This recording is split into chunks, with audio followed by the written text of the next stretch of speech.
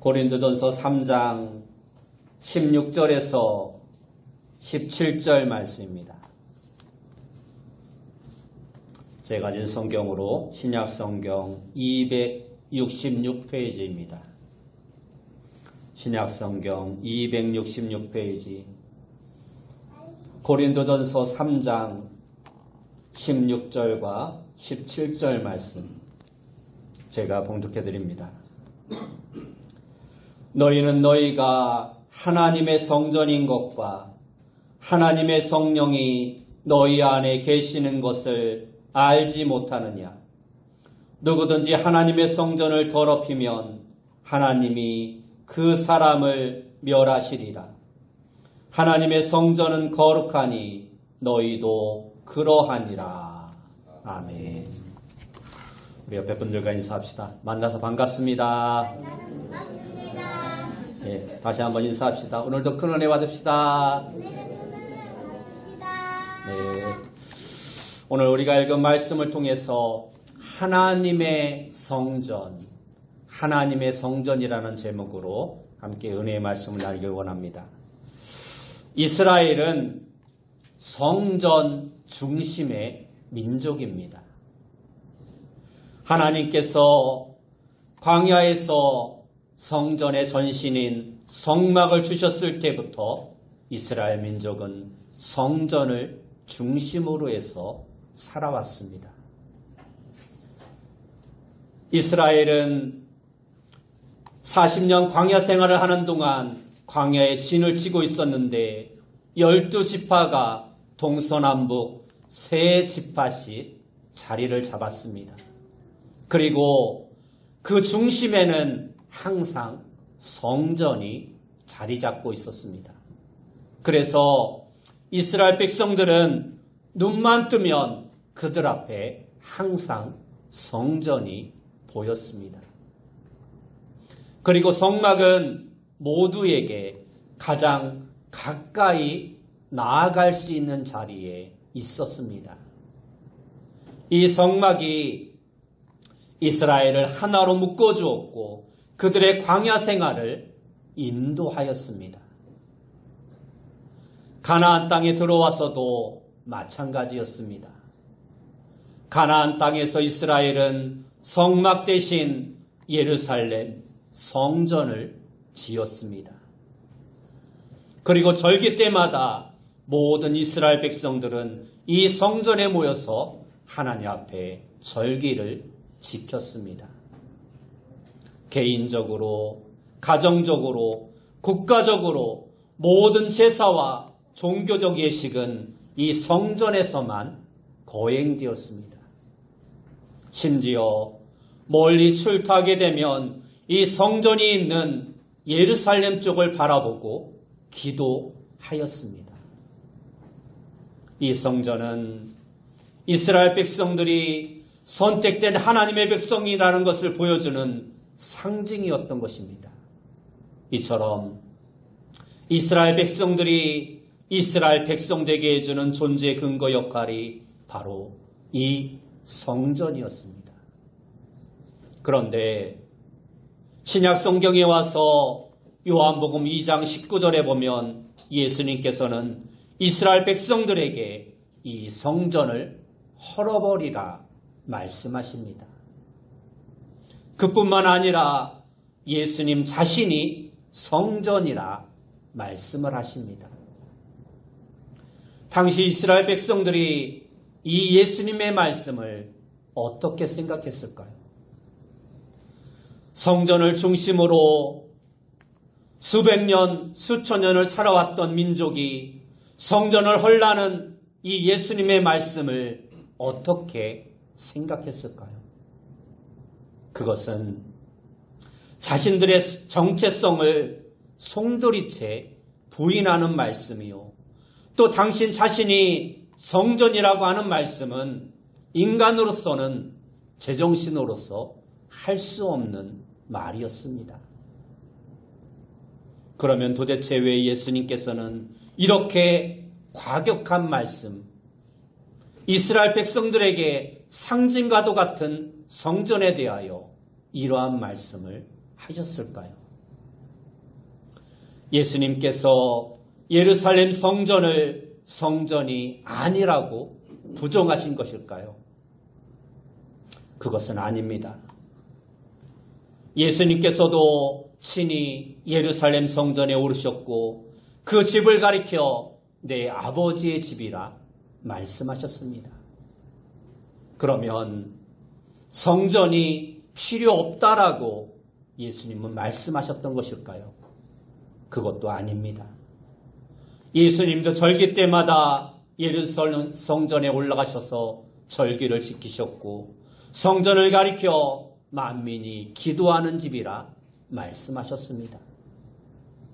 그러면 도대체 왜 예수님은 이렇게 말씀하셨던 것일까요?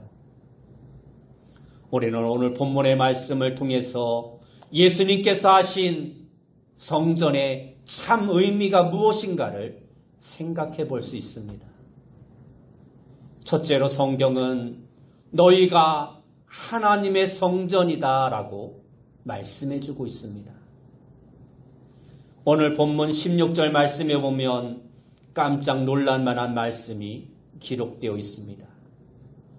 너희는 너희가 하나님의 성전인 것과 하나님의 성령이 너희 안에 계시는 것을 알지 못하느냐라고 말씀하고 있습니다.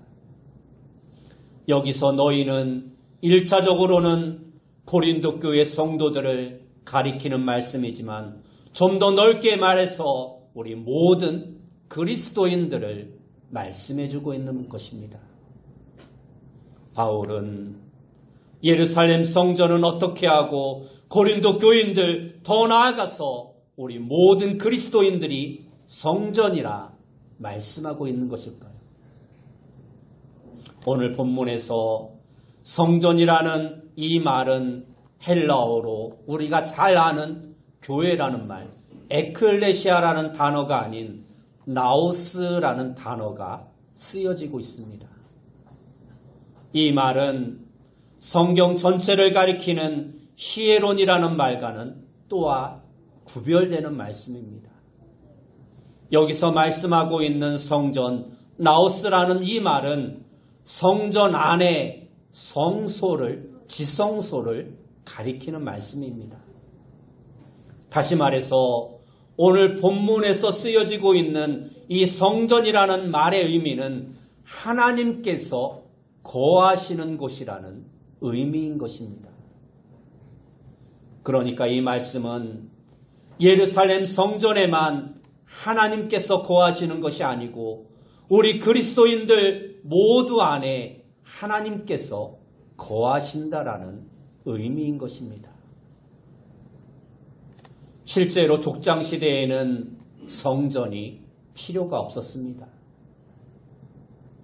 아브라함은 그가 가는 곳마다 단을 쌓았고 어디에서나 하나님을 만나고 하나님께 제사를 드렸습니다. 이삭도 마찬가지였고 야곱도 마찬가지였습니다. 그런데 이스라엘 백성들이 400년 동안 애굽에서 종살이하면서 과거 족장들이 누려왔던 이러한 하나님과의 풍성한 교제, 어디서나 하나님께 제사드리던 이 특권을 다 잃어버리고 말았습니다.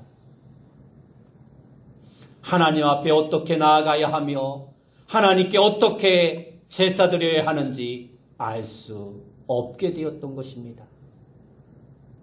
그래서 하나님께서는 모세에게 성막을 만들게 하셨고 이 성막에 불기둥과 구름기둥으로 임재하셔서 그들과의 만남과 교제의 길을 열어주셨던 것입니다.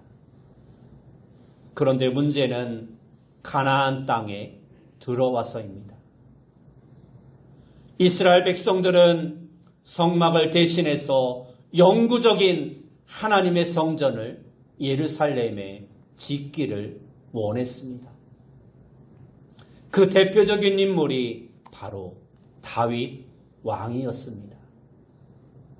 그래서 다윗은 하나님께 성전을 짓게 해달라고 간청하며 기도합니다. 그런데 주목할 것은 하나님께서 다윗의 간청을 들으시기는 하셨지만 성전을 지으라 명령하지는 않으셨다라는 것입니다. 사무엘하 7장 6절과 7절 말씀에 보면 내가 이스라엘 자손을 애굽에서 인도하여 내던 날부터 오늘까지 집에 살지 아니하고 장막과 성막 안에서 다녔나니 이스라엘 자손과 더불어 다니는 모든 곳에서 내가 내 백성 이스라엘을 먹이라고 명령한 이스라엘 어느 지파들 가운데 하나에게 내가 말하기를 너희가 어찌하여 나를 위하여 백향목집을 건축하지 아니하였느냐 말하였느냐 하고 기록하고 있습니다. 그렇습니다. 이스라엘 백성들이 예루살렘 성전을 지은 것은 하나님이 원하셨던 일이 아니었습니다. 단지 이스라엘 백성들이 간절히 바라고 원하고 소원했던 일이었습니다. 그 이스라엘 백성들이 때를 쓰다시피 해서 하나님의 허락을 받아내어 성전을 지었지만 그 결과 오히려 중대한 문제들이 발생하고 말았던 것입니다. 그 가운데 하나는 하나님께서 거하시는 곳을 예루살렘 성전이라는 제한된 지역으로 축소시켜 놓았다라는 것입니다. 그러다 보니 이스라엘 백성들은 하나님을 만나려면 반드시 예루살렘 성전에 와야 한다고 생각하게 되었습니다.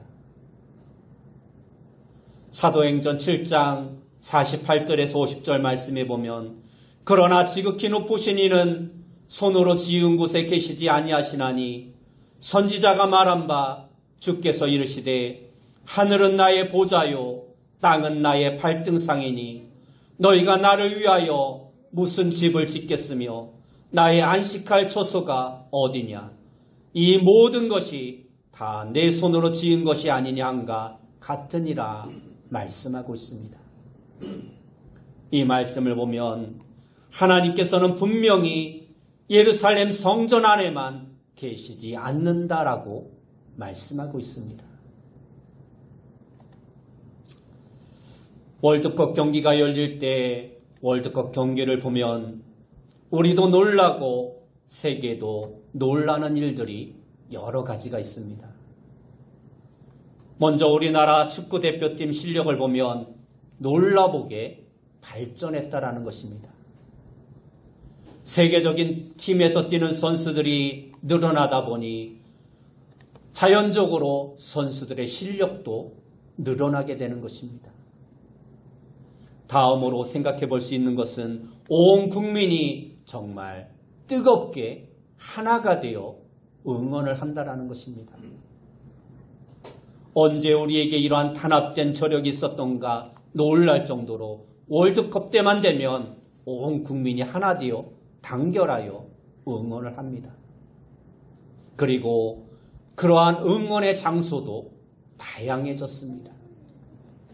과거의 응원은 선수들이 경기하는 경기 장소에서만 하는 것이 대부분이었습니다. 그러나 이제는 멀리 부산에서 경기를 할 때도 서울 운동장에 모여서 응원을 합니다. 그뿐만 아니라 대학로나 광화문 각 지방 광장에 모여서 대형 전광판을 보면서 수많은 사람들이 각 지역마다 응원을 합니다. 학교, 교회, 직장마다 사람들이 모여서 목이 터져라 응원을 합니다. 응원의 고정관념이 바뀌어진 것입니다. 마찬가지로 우리가 드리는 예배도 그렇습니다. 이스라엘 백성들은 반드시 예루살렘 성전에서 예배를 드려야 한다고 생각을 하였습니다.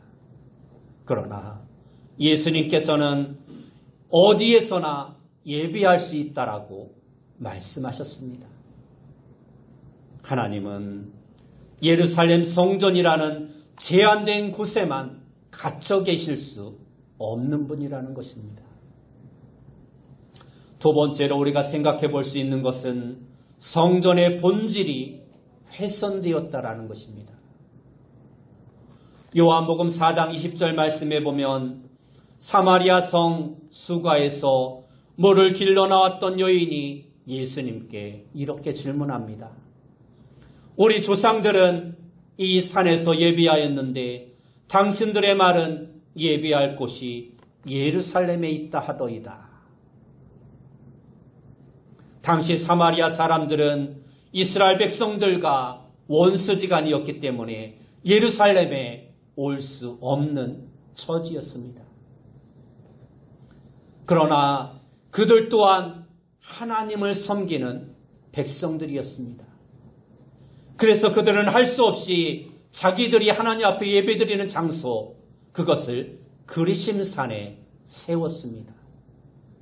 예루살렘 성전이 아닌 그리심 성전을 그들 나름대로 세워서 그곳에서 예배를 드렸던 것입니다. 그러나 이스라엘 사람들은 이것을 인정해 주지 않았습니다. 하나님께 예배드리는 것이 어떻게 하나님을 믿느냐라는 문제에서 어디서 예배하느냐의 문제로 변질되었던 것입니다. 그래서 예수님께서는 이 문제를 다시 한번 짚어주십니다. 요한복음 4장 21절과 23절 말씀에 오면 여자여 내 말을 믿으라. 이 산에서도 말고 예루살렘에서도 말고 너희가 아버지께 예배할 때가 이르리라. 아버지께 참되게 예배하는 자들은 영과 진리로 예배할 때가 오나니 곧 이때라 말씀해 주십니다. 이 말씀은 예배의 본질이 장소 문제가 아니라 신령과 진정으로 예배하는 것에 있다는 것을 우리에게 가르쳐주고 있는 말씀입니다. 제주도에서 택시 운전을 하는 기사분이 이러한 말씀을 방송에서 하는 것을 본 적이 있습니다. 신혼 부부들이 신혼여행을 와서 싸우고 따로따로 비행기를 타고 돌아간다는 것입니다. 통계에 의하면 전체 이혼자들 가운데 신혼여행을 가서 여행한 사람들이 10%가 넘는다라고 합니다. 그만큼 신혼여행에서 이혼하는 사람들이 많다는 것입니다. 조사 기관에서 신혼여행 도중에 어떠한 일로 싸우느냐, 그 싸움의 이유를 조사해 보았더니 너무나도 단순한 것들이었습니다. 부모님 선물을 어떤 것을 살 것인가, 전화를 시댁에 먼저 할 것인가, 처댁에 먼저 할 것인가, 심지어 오늘 저녁은 무엇을 먹어야 할 것인가를 가지고 싸운다라는 것입니다. 결혼이라는 것이 무엇입니까? 두 사람이 하나가 되는 것입니다. 이제 둘이 함께 인생의 길을 걷기로 약속하고 새롭게 출발하는 것입니다. 어느 길로 갈 것인가, 어떻게 갈 것인가, 이러한 문제는 결혼의 본질이 아닌 것입니다. 서로 양보하고 서로 대화하면서 잘 풀어가면 되는 것들입니다. 우리 신앙생활도 마찬가지입니다. 우리가 하나님을 믿고 섬기면 하나님은 우리를 하나로 묶어주셔서 신앙생활을 할 수 있도록 우리를 선한 길로 인도해 주십니다. 이것이 신앙의 본질인 것입니다. 이러한 본질을 무시하고 비본질적인 것 때문에, 세상적인 일들 때문에 본질을 훼손하거나 침해받지 않도록 우리는 주의해야 하는 것입니다. 사단은 늘 우리에게 본질을 떠난 비본질적인 문제에 신경을 쓰게 만들고 그것에 집중하도록 만듭니다. 그러나 우리는 예수 그리스도, 그분께 우리의 마음과 생각을 집중하는 자가 되어야 합니다. 세 번째로 우리가 생각할 것은 하나님의 성령이 우리 안에 거하신다라는 것입니다. 오늘 본문 16절 말씀에 다시 보면 하나님의 성령이 너희 안에 계시는 것을 알지 못하느냐라고 말씀하고 있습니다. 이 말씀은 고린도 교인들뿐만 아니라 우리 모든 그리스도인들이 하나님의 성전이 되는 이유를 밝혀주고 있는 말씀입니다. 성전이란 하나님이 거하시는 곳입니다. 그래서 하나님의 백성들이 그곳에 나아가 하나님을 만나고 하나님께 예배를 드리는 것입니다. 시편 78편을 보면 그러나 그들은 지존하신 하나님을 시험하고 반항하여 그의 명령을 지키지 아니하며 그들의 조상들같이 배반하고 거짓을 행하여 속이는 활같이 빗나가서 자기 산당들로 그의 노여움을 일으키며 그들의 조각한 우상들로 그를 진노하게 하였음에 하나님이 들으시고 분내어 이스라엘을 크게 미워하사 사람 가운데 세우신 장막 곧 실로의 성막을 떠나시고라고 말씀하고 있습니다. 이 말씀에서 우리가 주목해야 할 것이 있습니다. 그것은 하나님께서 성막을 떠나셨다라는 것입니다. 중국의 북경을 가면 중국을 대표하는 관광지 가운데 하나인 자금성이라는 것이 있습니다. 이 자금성을 본 사람들은 대부분 그 위용과 크기에 놀란다라고 합니다.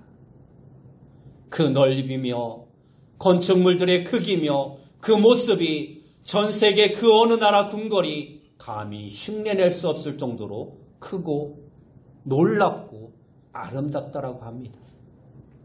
그러나 아무리 크고 화려해도 황제가 떠난 자금성은 더 이상 궁궐이 아닙니다. 그것은 단지 관광지일 뿐입니다. 남녀노소를 막론하고 누구나 들어가 마음대로 뛰고 걷고 활보할 수 있는 곳입니다. 그 옛날 황제가 궁에 살던 때는 감히 이 궁에 들어갈 수 있는 사람들은 극히 일부의 사람들에 불과했습니다. 그나마 그러한 사람들도 감히 황제 앞에서 얼굴을 함부로 들지 못하고 그 권위와 위엄에 고개를 숙여야 했습니다. 그러나 황제가 없는 자금성은 단지 관광지일 뿐입니다. 오늘 성전도 마찬가지입니다. 아무리 황금으로 크고 찬란하게 지어도 하나님이 떠나신 성전은 더 이상 성전이 아닌 것입니다. 오늘날 서구에 크고 화려했던 수많은 교회들이 관광지로 전락해버리고 말았습니다. 이처럼 하나님이 떠난 성전은 더 이상 성전이 아니라는 것입니다. 성경을 보면 하나님께서 성전을 떠나시자 실로의 성소는 무너졌고 제사장 엘리는 목이 부러져 죽고 법궤는 빼앗기고 말았습니다. 오늘날 예루살렘 성전은 더 이상 존재하지 않습니다. 다 무너졌고 훼손되어져 버렸습니다. 이 세상 어느 곳에도 이제 성전은 존재하지 않습니다. 예수님께서 예언하신 것처럼 돌 위에 돌 하나도 남지 않고 예루살렘 성전은 무너지고 말았습니다. 예루살렘 성전 대신 예수님께서 새로운 성전을 세우신 것입니다. 바로 우리 성도 한 사람 한 사람 그 자체를 하나님은 성전으로 세우신 것입니다. 오순절 마가의 다락방 사건 이후 성령이 우리 속에 임재하셔서 내주하시게 되었습니다. 그렇게 거룩한 하나님의 영을 모시고 있는 우리가 바로 하나님의 성전인 것입니다. 여기서 우리는 성막과 성전의 차이를 생각해 볼 필요가 있습니다. 이 둘 사이의 가장 큰 차이는 고정식이냐 이동식이냐 하는 것입니다.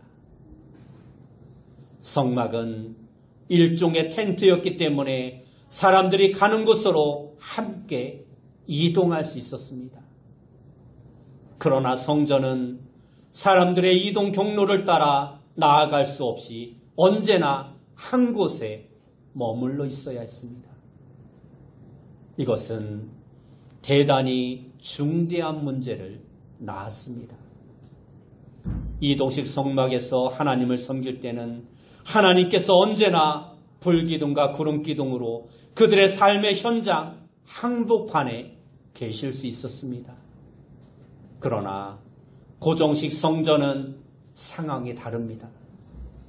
하나님을 섬기려면 일단 그 성전이 세워진 곳까지 가야 했습니다.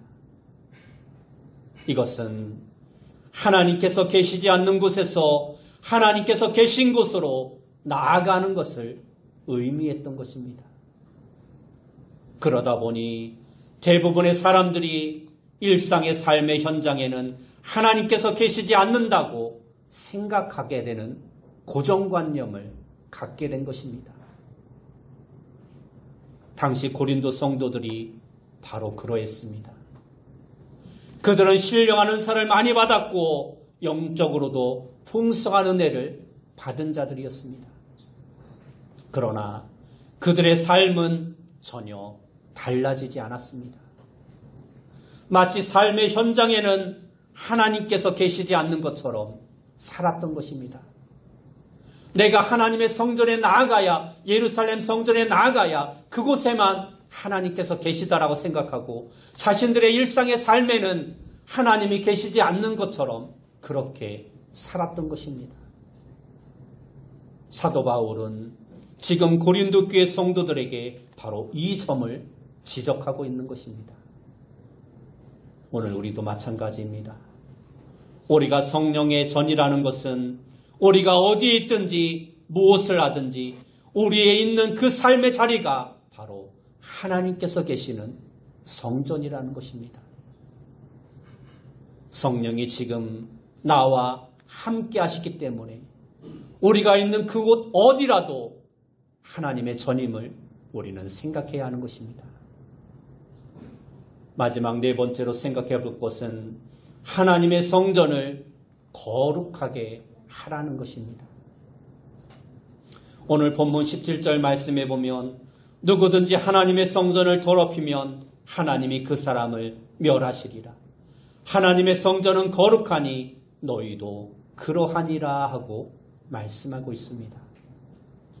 이 말씀은 하나님의 성전을 거룩하게 유지하고 보존해야 하는 것처럼 하나님의 성전인 우리 자신을 거룩하게 지키고 보존해야 하는 것을 말씀하고 있는 것입니다.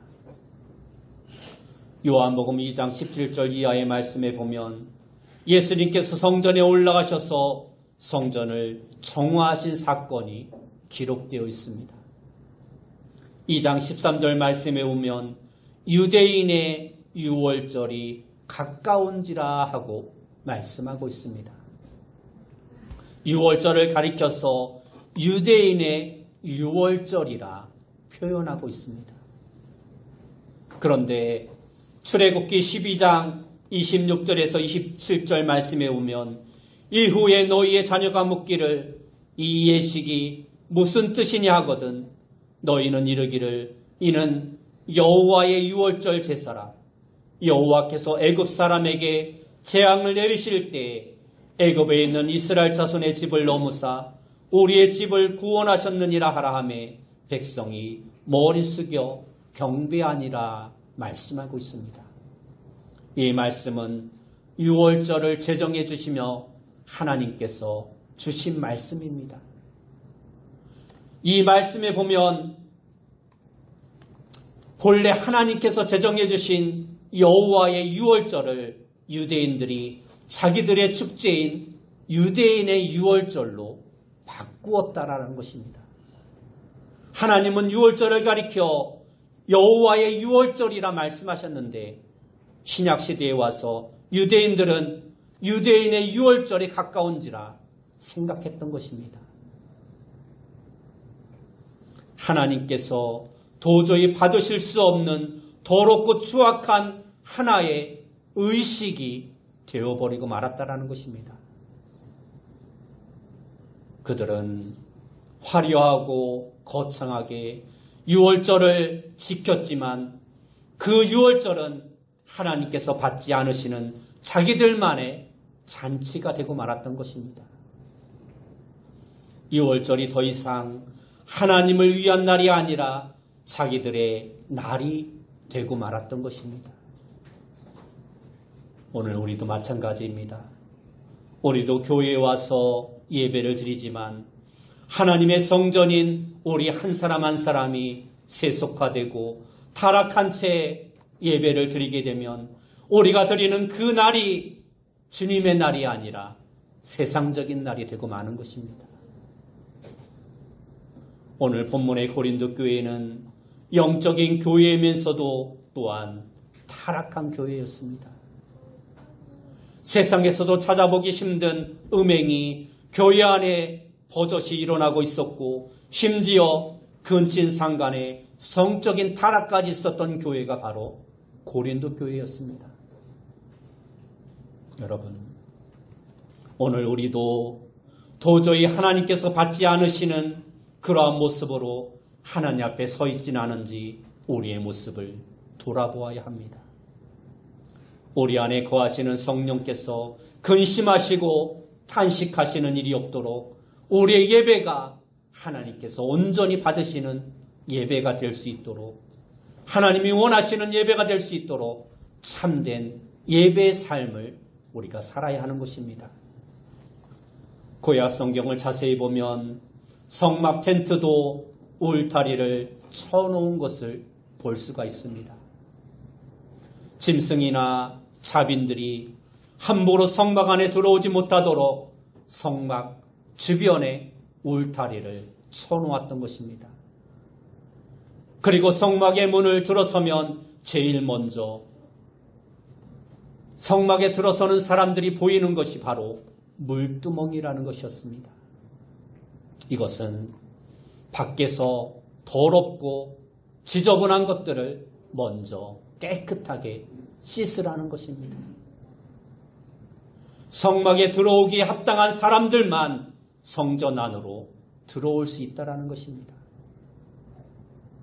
오늘 말씀을 통해서 여러분 모두가 성령이 거하시는 하나님의 성전된 우리의 마음에 세속주의나 물질주의, 향락주의나 인간의 정욕 같은 것이 들어오지 못하도록 철저하게 막고 거룩하게 지키며 하나님이 받으시는 참된 예배의 삶, 우리의 모든 일상의 삶을 통해서 하나님이 거하시는 거룩한 성전으로서의 삶을 살아갈 수 있는 귀한 성도님들이 다 되시길 예수님의 이름으로 축원합니다.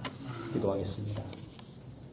사랑하는 주님, 우리의 몸이 하나님의 성전임을 우리가 깨닫고 어디에서나 하나님을 예배하는 삶을 살아가는 거룩한 삶을 살아가는 귀한 성도님들 다 되어줄 수 있도록 인도하여 주옵소서. 예수님의 이름으로 기도드리옵나이다. 아멘.